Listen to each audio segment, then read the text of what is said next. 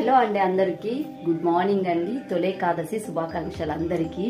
నేను కూడా ఇవాళ తొలి ఏకాదశి కదా, పూజ చేసేద్దామని చెప్పేసి మిగతా కార్యక్రమాలన్నీ చేస్తున్నానండి. కానీ ఇవాళ స్పెషల్ ఏంటో తెలుసా అండి, నేనైతే బెల్లం పాయసం చేస్తున్నాను. పల్లెటూర్లలో అయితే పేలాల పిండి తర్వాత గుగ్గిళ్ళు ఉడకబెడతారండి. నాకు రాదు, ఎప్పుడో చిన్నప్పుడు తిన్నట్టు గుర్తు.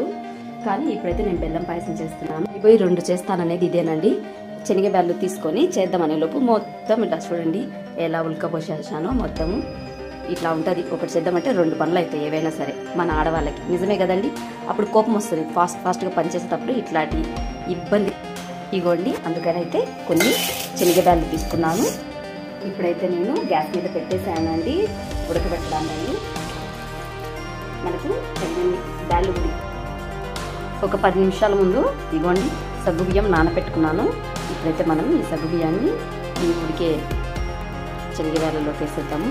తక్కువ తీసుకున్నానండి అండి సగ్గుబియ్యం, ఎందుకంటే ఎక్కువ సగ్గుబియ్యం తీసుకున్నామనుకో త్వరగా జిగట ఎక్కువ అయిపోయి గట్టిగా అయిపోతుంది. అందుకని నేను తక్కువ సగ్గుబియ్యం తీసుకున్నాను. నాకు చాలా ఇష్టం బెల్ల పాయసం. పాయసానికి ఎంత బెల్లం కావాలో అంత బెల్లం చిత్తపట్టి పెట్టేసాను. ఇక్కడ మనము పప్పు చిట్టుకోవాలంటే ఇది కొంచెం బెల్లం ఎక్కువ వేసామనుకో ఇంకా చాలా బాగుంటుంది. ఒకప్పట్లో పూర్వంలో మన తాతలు ముత్తాతలు పాయసమే చేసుకొని తినే వాళ్ళండి. పాయసమే ముందు ఉండేది. ప్రతి పండగకి సేమియా కాదండి ముందు ఉండేది, పాయసము ముందు ఉండేది. ఇప్పుడు అందరూ ఆ పొలాల సేమియా మీద పడుతున్నారు. వాటిలో ఎటువంటి ఫైదా ఉండదు.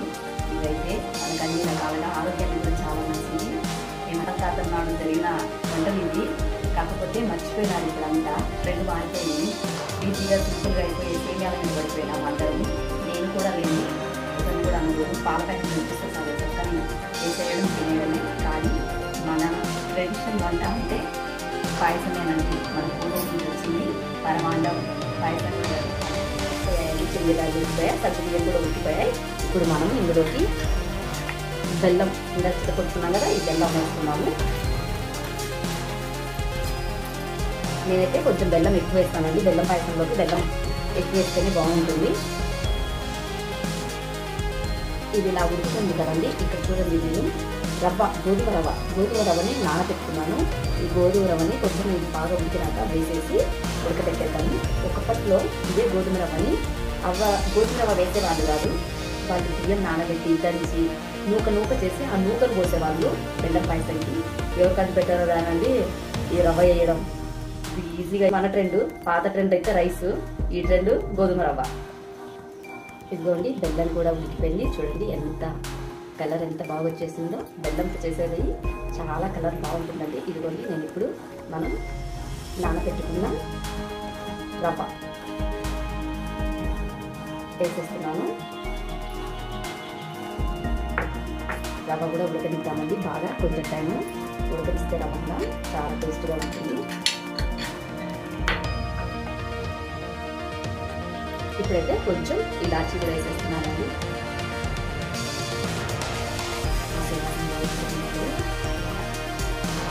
ఇప్పుడు మనం ఆ రవ్వ ఉడికినంత వరకు పాయసం అయితే ఉడికిపోయిందండి. ఇప్పుడు మనము జీడిపప్పుతో కొంచెం నెయ్యి వేసి తాగి వేసేద్దాము. ఓకేనండి, జీడిపప్పు వేసేస్తున్నామండి. ఇంకా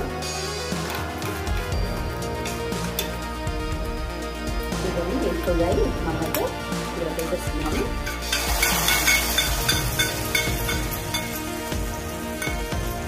మన బెల్ల పాయసం అయితే రెడీ అయిపోయిందండి. ఒక్కసారి ఇలా ట్రై చేయండి, చాలా బాగా వేస్తారు. టేస్టీగా ఉంటుంది. పిల్లలకు కూడా పెట్టండి, చాలా మంచిది ఇలా అయితే.